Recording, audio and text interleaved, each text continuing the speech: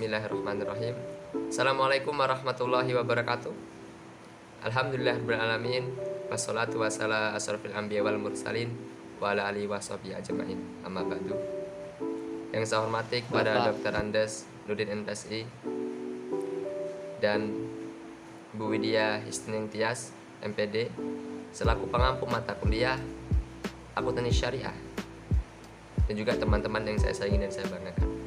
Alhamdulillah, pada kesempatan kali ini kami akan menjelaskan atau mempresentasikan terkait PSAK nomor 105 terkait mudharabah.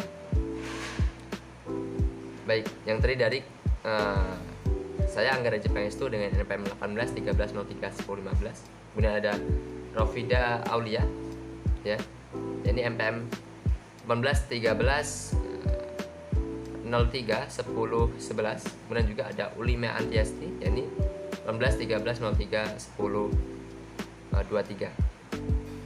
Baik, selanjutnya akan dijelaskan oleh teman saya Ulima Antiasti. Dipersilakan.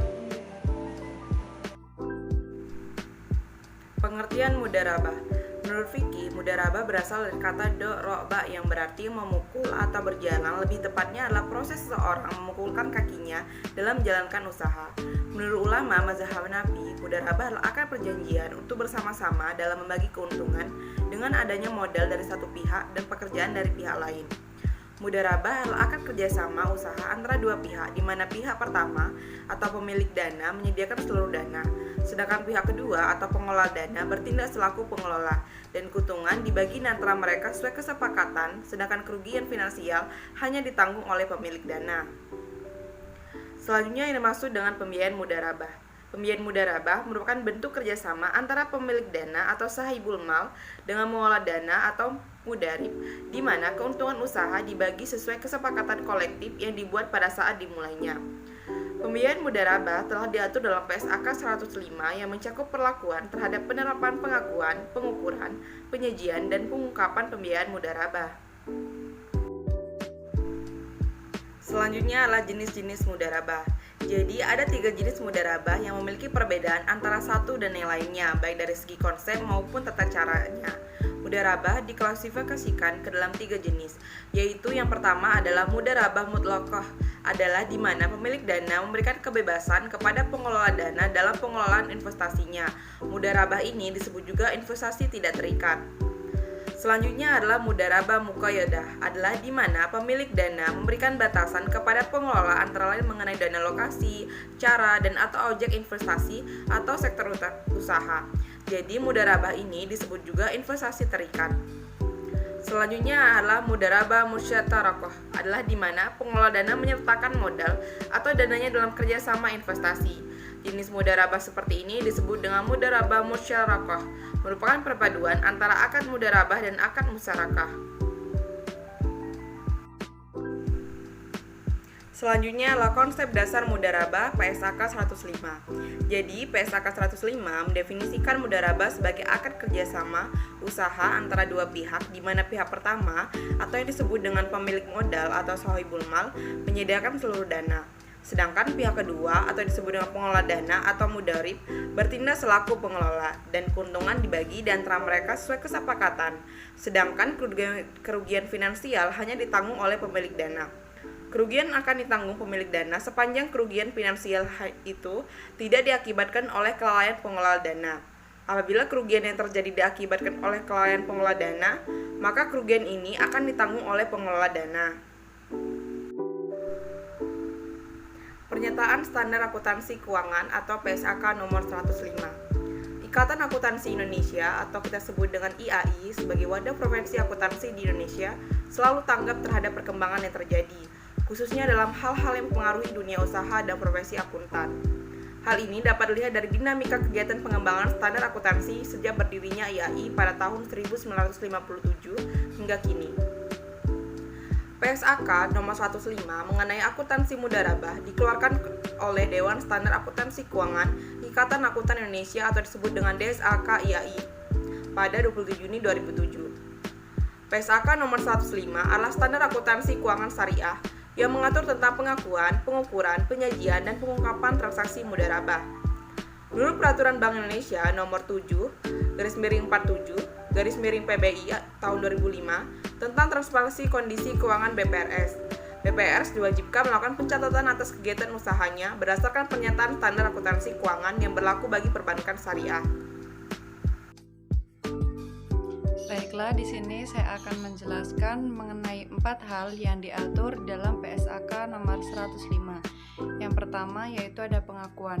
Di sini pengakuan dilakukan dengan menyatakan pos baik dalam kata-kata maupun dalam jumlah uang dan mencantumkannya ke dalam neraca atau laporan laba rugi. Pengakuan pembiayaan mudharabah yaitu yang pertama, dana mudharabah yang disalurkan oleh pemilik dana diakui sebagai investasi mudharabah pada saat pembayaran kas atau penyerahan aset non-kas kepada pengelola dana. Dan yang kedua, jika akad mudharabah berakhir sebelum atau saat akad jatuh tempo dan belum dibayar oleh pengelola dana, maka investasi mudharabah diakui sebagai piutang. Yang kedua yaitu pengukuran. Pengukuran adalah proses penetapan jumlah uang untuk mengakui dan memasukkan setiap unsur laporan keuangan. Di dalam PSAK nomor 105 mengenai pengukuran pembiayaan mudharabah sebagai berikut.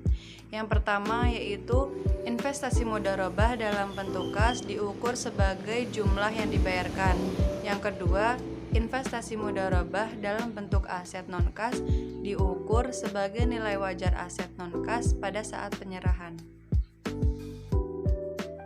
Kemudian yang ketiga yaitu penyajian. Di dalam PSAK nomor 105, penyajian pembiayaan mudharabah dijelaskan sebagai berikut.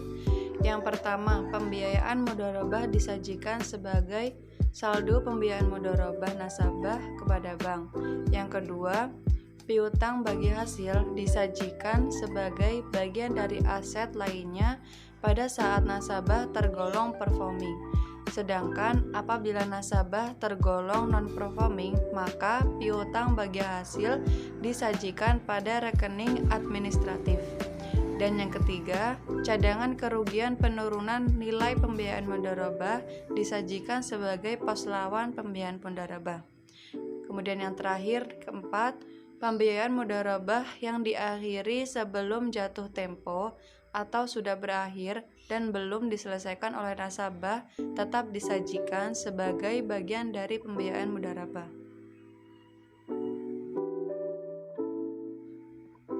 Selanjutnya yaitu pengungkapan. Di dalam PSAK 105, pemilik dana mengungkapkan hal-hal terkait transaksi mudharabah, tetapi tidak terbatas pada yang pertama, rincian jumlah pembiayaan mudharabah berdasarkan sifat akad seperti mudharabah mutalaqoh dan mudharabah muqayyadah. Kemudian jumlah penggunaan dan sektor ekonomi. Yang kedua, klasifikasi pembiayaan mudharabah menurut jangka waktu, kualitas pembiayaan, valuta, cadangan kerugian penurunan nilai, dan tingkat bagi hasil rata-rata. Yang ketiga, jumlah dan persentase pembiayaan mudharabah yang diberikan kepada pihak-pihak berelasi. Yang keempat, jumlah pembiayaan mudharabah yang telah direkonstruksisasi dan informasi lain tentang pembiayaan mudharabah yang direkonstruksisasi selama periode berjalan. Baik, saya lanjutkan terkait pengungkapan dalam PSAK nomor 105. Jadi terkait mudharabah, 4 poin sudah disebutkan oleh teman saya tadi di atas. Kemudian ini ada beberapa poin lagi, ya. Dan ini pengungkapan namun tidak terbatas pada hal berikut itu. Saya lanjutkan, ini poin kelima. Ini terkait kebijakan manajemen dalam pelaksanaan pengadaan resiko portofolio pembiayaan mudharabah. Yang keenam, pembiayaan mudharabah, ya, yang bermasalah dan cadangan kerugian penurunan nilai untuk setiap sektor ekonomi. Ya. Kemudian poin ketujuh, kebijakan dan metode yang dipergunakan dalam penanganan mudharabah yang bermasalah. Kemudian yang ke-8, ikhtisar pembiayaan mudharabah yang dihapus dalam buku yang menunjukkan saldo awal penghapusan selama tahun berjalan. Kemudian Kemudian juga penerimaan atas pembiayaan mudharabah, yaitu yang telah dihapus dalam pembukuan, dan pembiayaan mudharabah yang telah dihapus itu yang ditagih dan saldo akhirnya, gitu ya, yang dihapus dalam buku. Kemudian bagaimana akad pembiayaan dalam PSAK 105, yakni akad kerjasama ya usaha antara dua pihak, yakni pihak pertama yaitu pemilik dana, kemudian pihak kedua yakni pengelola dana bertindak selaku mengolah dana ya dari pihak pertama tadi, dan keuntungannya itu dibagi antara mereka ya, antara pihak satu dan pihak dua sesuai dengan kesepakatan, sedangkan kemudian kerugian itu ditanggung oleh pihak pertama selaku pemberi dana. Selanjutnya kita beralih pada contoh PSAK 105 ini terkait mudharabah. Ini contohnya di Indonesia ya. Sebelum menjelaskan gambar, ya ini saya ingin menjelaskan bahwasannya semakin berkembangnya lembaga keuangan syariah ya. Saya ini cukup membuktikan bahwa masyarakat ini mulai sadar gitu bahwa sistem keuangan yang selama ini dilakukan itu tidak sesuai dengan syariat Islam atau syariah gitu ya. Kemudian lembaga keuangan juga ya, itu keuangan syariah itu dibagi menjadi beberapa, yakni seperti bank umum syariah, bank perkreditan rakyat syariah, dan juga lembaga keuangan syariah non bank seperti BMT atau Baitul Mal ya, atau Baitul Watambil, Baitul Mawatambil ya. Asuransi syariah juga, kemudian ada pengadaan syariah dan pasar modal syariah ya, kita temui sekarang ini eksistensinya juga mulai naik. Kemudian penerapan mudharabah di Indonesia itu biasanya diterapkan di perbankan syariah seperti bank muamalat ya, bank tertua ya, bank syariah tertua, dan juga BSI, Bank Syariah Indonesia, yang tahun ini 2020 kemarin sepertinya diluncurkan program. Kemudian memiliki dua bentuk akad, yakni produk biasanya yang ditawarkan oleh bank syariah, yaitu mudharabah dan wadiyah ya, mudharabah dan wadiyah. Oke, kita lanjutkan terkait gambar di layar terkait bagaimana praktik mudharabah di Indonesia, khususnya di bank syariah ya.